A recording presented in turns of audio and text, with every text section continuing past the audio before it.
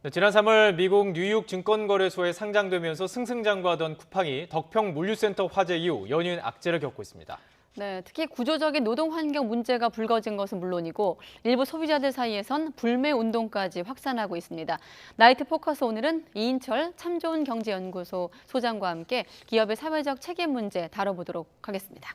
네, 안녕하십니까? 예.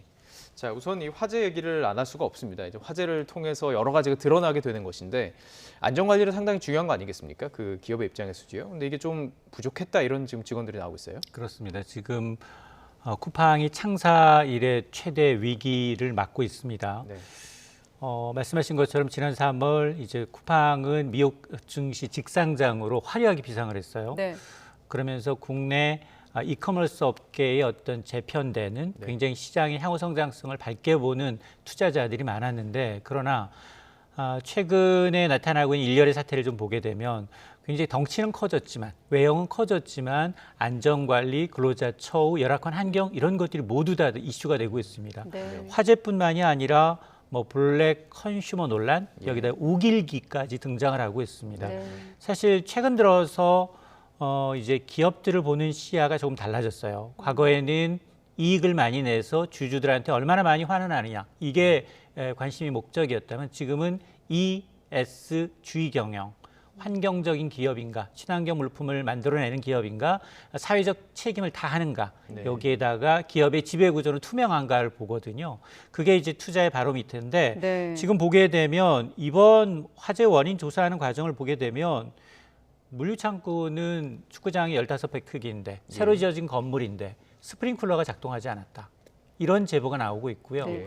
그리고 이런 화재가 발생을 하면 누군가 119에 전화를 해야 하잖아요. 네. 네. 전화를 해서 지금 화재가 발생했습니다. 전화를 해야 되는데 최초 신고자보다도 10분 이전에 간지한 사람이 있었어요. 예. 근데 휴대전화가 없어서 신고를 못했어요. 휴대전화를 못 갖고 들어가게 하기 때문에. 그렇습니다. 근무 방침상 현장에서 휴대폰 반입 금지 탓에 신고조차 제대로 못했다는 겁니다. 더 안타까운 건 근로자들은 다 대피가 됐어요. 근데 구조대장은 정작 빠져나오지 네. 못했습니다. 네. 뭐 빠른 이제 소비자의 어떤 욕구에 맞춰서 빠른 배송 그리고 더 빨리 배송하는 모든 어떤 시스템에 맞춰서 굉장히 기업이 커왔지만 그러나 그럼에도 불구하고 지금 이 오히려 이런 것들이 더 큰 이 외형에 걸맞는 근무 환경이랄까 또 네. 운영 방식에 대해서는 여전히 의문이고 쿠팡의 이런 안전 불감증과 화재 이전부터 이제 지속적으로 제기해왔던 근로자들의 어떤 열악한 처우 논란은 이번 기회에 반드시 짚고 넘어가야 될 사안입니다. 네, 지금 소장님께서 서두에 그 최근에 쿠팡이 겪고 있는 논란들을 쭉 열거해 주셨는데 그 중에 좀 중요하게 다뤄야 될 부분이 노동 문제가 아닐까 싶습니다. 노동자들이 노동 환경 실태를 폭로하는 기자회견도 열었거든요. 다시 한번 그 목소리 한번 듣고 노동 문제 짚어보도록 하겠습니다. 쿠팡 물류센터에서 일을 하는 동안 저는 단 한 번도 제 이름이 불린 적이 없습니다. 이름이 아닌 연락처 뒷자리, 네 자리로 불리기 때문입니다. 화면에서 속도가 떨어지면 이제 빨간색으로 빡빡빡빡 경고등이 뜨거든요. 빠르게 회복을 못하면 어디선가 관리자가 찾아와가지고 속도 빠르게 하시라고 위에서 부전이 내려옵니다. 부전이 오면 가가지고 그 사람을 쪼아야 돼요. 화장실 가는 것도 허락을 받아야 됩니다. 화장실 오래 갔다 오고 이러면은 사장님 그냥 여기까지만 근무하시고 나가세요. 네, 이름 대신에 휴대전화, 전화번호로 이름 대신에 불렸다는 얘기도 있었고 화장실 가는 시간까지 통제했다는 얘기인데 앞서 말씀하신 대로 이 그 코로나19 장기화로 반사이익을 얻으면서 부피는 몸집은 엄청 커졌지만 조직 문화라든지 그런 매뉴얼이 따라가지 못하는 것 같았어요. 맞습니다. 아니 이런 증언을 지금 듣는다는 게 이 회사는 지난해 매출이 14조 원이에요. 14조 원 가까이 매출 14조 되고 원. 이커머스 업계에서는 뭐 네. 1위입니다. 선두주자인데 그런데 이 물류센터에서 일했던 노동자들의 제보 물론 뭐 사측에서는 아니다. 단기 임시직 근로했던 분들이 지금 포함돼 있어서 거짓 주장하고 있다라는 반론을 펴고 있습니다만 네. 그러나 다소 이 제보 내용은 충격적이에요. 예. 지금은 휴대폰은 군대에서도 씁니다. 그런데 현장에서 휴대폰을 쓰지 말아라. 네네. 화장실에 간 이유를 담아서 심할서에다 써내라. 그리고 이름을 불리지 않고 휴대전화 끝자리 4자릿수로 불린다 하더라. 이런 다소 정말 반인권적이고 굉장히 열악한 노동 환경이 계속해서 이어지고 있거든요.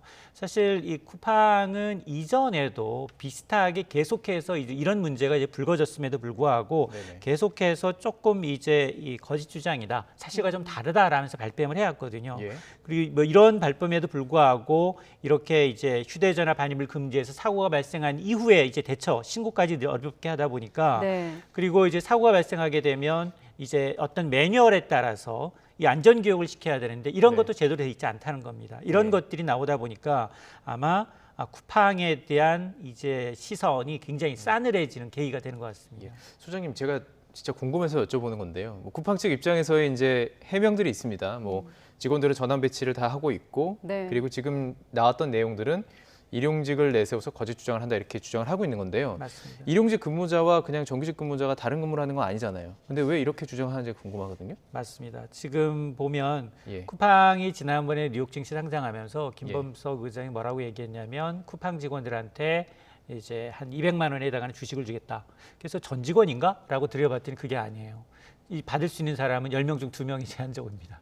자, 여기 보면 대부분이 이제 이 개인 사업자로서 이제 비정규직인 상황인데요. 네. 그러다 보니까 지금 앞서서 이제 화재 경보기 오작동, 수시 오작동 폭로가 나오니까 쿠팡 측은 화재 신고를 묵살한 적도 없을 뿐만이 아니라 일용직 내에서 거짓 주장을 하고 있다. 그러면서 수년 전 쿠팡을 퇴직한 직원들이 포함되어 있어서 이건 모함이다라는 겁니다. 네. 그래서 아마 이건 사실관계가 지금 김부겸 총리가 일단 현장 감독 근무 들어갔거든요. 네, 네. 이런 제보가 나왔기 때문에 실질적으로 이런 일이 있었다면 이건 굉장히 이제 법 위반하는 중대한 사안이기 때문에 네. 반드시 이 사실관계가 낱낱이 이제 밝혀져야 될 대목이기 때문에 아직은 뭐 쿠팡이 거짓말을 하고 있는지 아니면 이제 우리 일부 근로자들이 제보가 예. 사실과 다른 건지는 우리는 아직은 좀 알기는 어렵지만 그러나 지금 계속해서 나오는 이제 불만의 목소들이 굉장히 누적돼 있고 한결같이 쿠팡 측 사측이 좀 잘못된 어떤 이 관리 측면이 이제 부각이 되고 있기 때문에 아마 이걸 그냥 이번처럼 과거처럼 네. 이 꼬리 자르기에서 넘어갈 사안은 아니다라는 생각이 듭니다. 지금 말씀하신 그런 꼬리 자르기 대목, 또 앞서 저희가 전해드린 뭐 휴대전화를 못 쓰게 한다든지 또 화장실을 통제한다는 건 결국 로켓 배송, 새벽 배송으로 가기 위한 시간을 좀 단축하기 위한 과정인데 그 과정을 들은 소비자들 마음이 많이 불편합니다. 그렇다 보니 쿠팡 앱을 삭제하겠다, 불매운동 벌이겠다 이렇게 목소리가 높아지는 것 아니겠습니까? 맞습니다. 이런 거를 좀 가치 소비라는 개념하고 연결해서 전해지더라고요. 네. 우리가 그동안 이런 얘기했어요. 쿠팡을 이용하지 않은 사람은 있어도 한 번만 이용한 사람은 없다. 그래서 굉장히 중독성이 있습니다. 네. 총알 배송, 새벽 배송, 뭐 굉장히 많은 이제 빠른 배송을 강점으로 해서 급부상을 했어요. 예. 여기다가 이제 쿠팡 이츠는 단건 배달로 최근 들어서 굉장히 공들이고 있는 부분입니다. 자, 그럼에도 불구하고 이번 이제 사태로 인해서 여러 가지 일들이 겹치면서 쿠팡을 탈퇴하는 인증이 지금 SNS상에 한 17만여 건 이상이 올라오고 있습니다. 네. 그러면서 상세하게 이제 이 쿠팡의 탈퇴 운동과 이제 불매 운동을 독려하고 있는데 주 세대가 MZ 세대예요.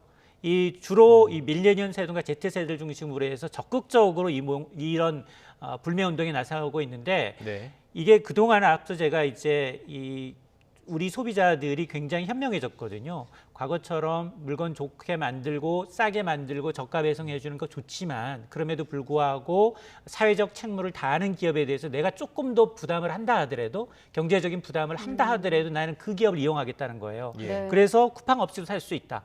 그러면서 이제 올리고 있기 때문에 또 이런 이제 아마 사건이 계속해서 이어지면 아무리 지금 쿠팡이 뉴욕 증시에 상장을 해서 올해 흑자 전환을 예견한다 하더라도 실질적으로 이번 이제 물류센터 화재를 사건으로 해서 직간접적인 피해가 만만치가 않거든요. 자, 이런 것들을 감내하게 되면 굉장히 이 소비자들이 핵심이에요. 소비자들이 빠지게 되면 바로 매출은 빠집니다. 예. 그러면 따사로운 이 시선에 의해서 투자자들은 자동으로 빠지거든요. 예. 자, 그런 걸 이제 쿠팡의 경우는 간과해서 하면 되겠습니다. 남양 유업 사례도 같이 떠오르긴 해요. 네, 맞습니다. 쿠팡 사안을 보면서. 예. 예.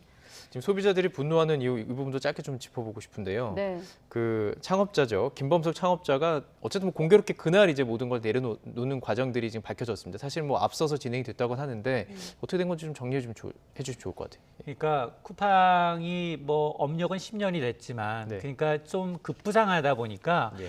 모양은 대기업이에요. 그런데 관리는 굉장히 중소기업도 못하는 굉장히 좀 떨어지는 모양을 보여주고 있어요. 네. 이런 사태가 나면 바로 당사자들 현장으로 달려가서 같이 치유하고 사과해야 되는데 사과도 32시간, 하루 네. 반나절이 늦었어요. 네. 사건 발생. 그리고 사과도 사실은 김 의장이 직접 한 게 아니라 강한순 국내 대표이사가 했어요. 그러다 보니까 논란이 있었고 또 하필이면 공교롭게도 화재가 발생한 당일날 김범석 쿠팡 창업자가 국내 공식적인 모든 지위를 내려놓겠다라는 발표가 있었거든요. 네. 자, 이러다 보니까 이걸 두고도 말들이 많습니다.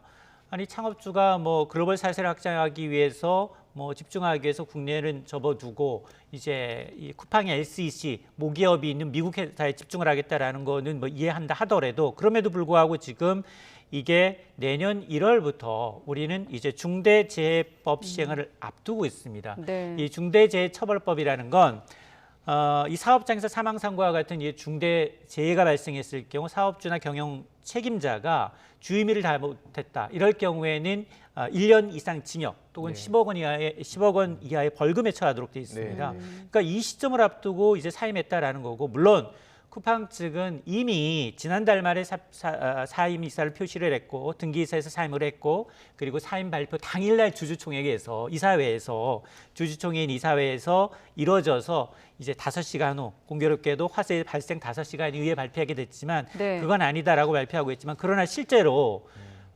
김 의장은 예. 국내 법인 갖고 있지 않습니다. 그러나 국내 쿠팡의 100% 지분을 보유한 미국 상장 법인의 최대 주주예요. 예. 그러니까 사실상 지배권은 갖되 국내 법인의 운영과 어떤 관련된 책임을 지지 않겠다라는 의도가 아니냐라는 의심을 받기에 그러니까 충분한 마음만 타이밍. 먹으면 책임을 피해 갈 수도 있다는 그렇습니다. 설명이시네요.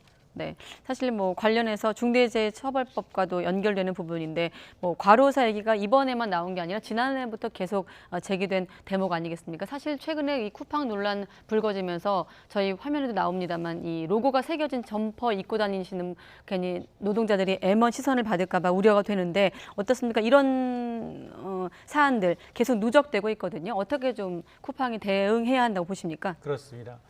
지난해 5월부터 이제 1년 동안 쿠팡에서 이제 물류센터에서 사망한 노동자가 모두 9명에 달합니다. 쿠팡은 과로사가 아니다라고 이제 부인을 하고 있습니다만 그러나 정작 근로복지공단에서는 일부 근로자의 경우 산업재해로 인정을 하고 있거든요. 자, 그러다 보니까 이런 물류센터의 열악한 노동 환경을 방치한 채 직원들의 과로사를 불러일으키고 있다라는 이제 비판을 받고 있습니다.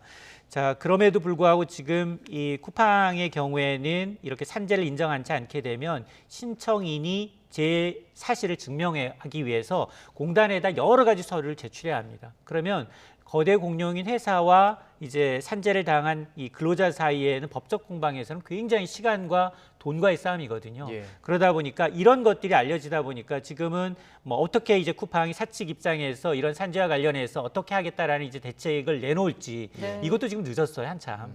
발생하고 난 다음에 지난해부터 계속 이런 문제가 나왔었기 때문에 네네. 단일 사업장에서 거의 이런 기업들이 10명에 가까운 사망자가 나타났다라고 하면 예. 지난해 뭐 국감에 불러갔었죠. 그러다 보니까 김 대표는 다시 국내 대표이사만을 그만두는 선에서 해결하려고 하고 있는데 이건 그런 선에서 빠져나갈 문제는 아닙니다.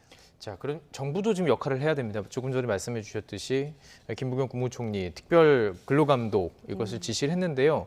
어떤 실효성이 있을까 혹시 어떻게 좀 대처를 하면 좋을지 정부는요? 그렇습니다. 지금 사실은 정부와 그리고 정치권이 나서서 이제 좀 더 강도 높게 철퇴를 놔야 되는데 소비자들이 먼저 불매운동으로 네. 먼저 이제 채찍을 가하고 있습니다. 그렇습니다. 예. 물론 뭐 얼마나 아플지 그리고 쿠팡이 이거에 대해서 얼마나 반성하는 기미를 보일지는 미지수입니다. 그럼에도 불구하고 일부에서는 이렇게 이제 온라인 플랫폼 사업자들이 굉장히 한번 이제 이 구독 가입한 이 회원을 가입하면서 사업을 다양하게 하면서 불공정 거래 행위가 굉장히 좀 빈번하게 발생을 하고 있거든요.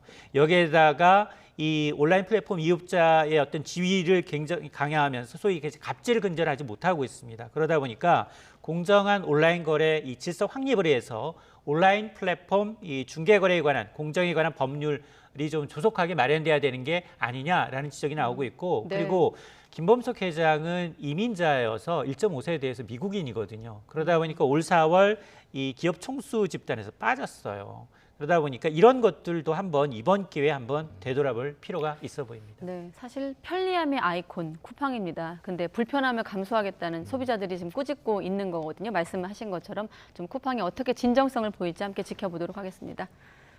네. 이인철 참 좋은 경제연구소장과 함께했습니다. 말씀 고맙습니다.